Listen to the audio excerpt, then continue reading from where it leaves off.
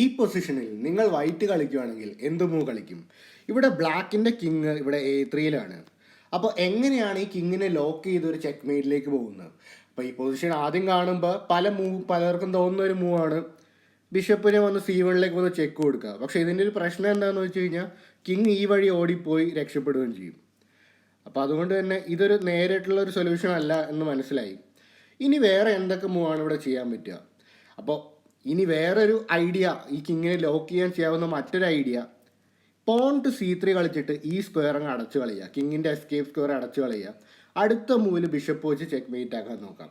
ഇതാണ് വേറൊരു ഐഡിയ വൈറ്റിന് ചെയ്യാവുന്നത്. പക്ഷേ ഇവിടെ ബ്ലാക്കിന് ക്യൂൺ ടു F1 ചെക്ക് ഉണ്ട്. അപ്പോൾ ഇത് അവസാനം ഇവിടെ വൈറ്റാണ് ഇവിടെ ചെക്ക് മേറ്റ് ആയി പോകുന്നത്. കാരണം എന്താണ്, ബിഷപ്പ് വെച്ച് മറക്കുമ്പോൾ ക്യൂൺ ടേക്സ് ബിഷപ്പ് ഇവിടെ നേരിട്ട് ചെക്ക് മേറ്റിലോട്ട് പോകും.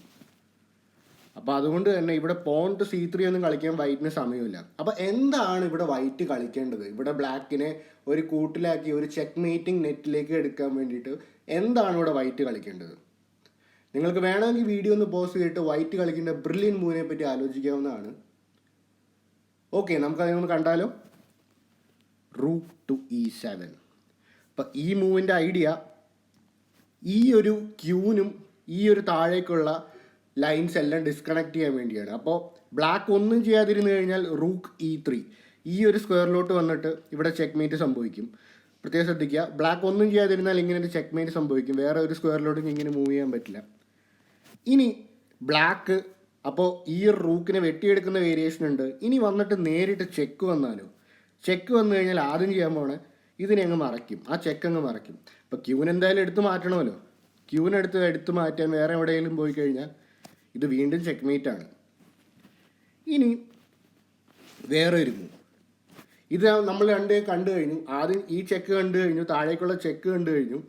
അപ്പോൾ ഇനി എന്ത് സംഭവിക്കും? ഈ ഒരു റൂക്കിനെ വെട്ടിയെടുത്താൽ ഇവിടെയാണ് നമ്മുടെ ഏറ്റവും വലിയ ട്വിസ്റ്റ്. ഇവിടെയാണ് നമ്മുടെ സൈലൻ്റ് ആയിട്ടുള്ള മൂവ്, പോൺ ടു C3. ഇത് എന്തുകൊണ്ടാണ് ഇവിടെ പോൺ ടു C3 കളിക്കുന്നത്? കാരണം ക്യൂൻ നേരത്തെ ഈ ഒരു F8 സ്ക്വയറിലായിരുന്നപ്പോൾ ഇങ്ങനെ ഒരു ചെക്ക് ഉണ്ടായിരുന്നു. പക്ഷേ ഇവിടെ താഴോട്ട് ഇവിടെ ചെക്കില്ല. കാരണം എന്താണ്, ബിഷപ്പ് ആ ഒരു സ്ക്വയർ കൺട്രോൾ ചെയ്യുന്നു. അപ്പോൾ ഇവിടെ എന്ത് തന്നെ ചെയ്താലും ഇവിടെ ബിഷപ്പ് C1 ചെക്ക് തടുക്കാൻ പറ്റില്ല. ഇവിടെ എന്തൊക്കെ ചെയ്തു കഴിഞ്ഞാലും ഇതുപോലത്തെ മൂവ് എന്തെങ്കിലും കളിച്ചു കഴിയുമ്പോൾ just bishop C1 check mate ആണ്. അപ്പോൾ ഇത്രയും മനോഹരമായ ഒരുപാട് പസിലുകൾ നമ്മൾ നമ്മുടെ ചാനലിൽ ചെയ്യുന്നതാണ്. അപ്പോൾ നിങ്ങൾക്ക് ഈ പസിൽ ഇഷ്ടപ്പെട്ടെന്ന് വിശ്വസിക്കുന്നു. അപ്പോൾ അടുത്ത വീഡിയോയിൽ കാണാം.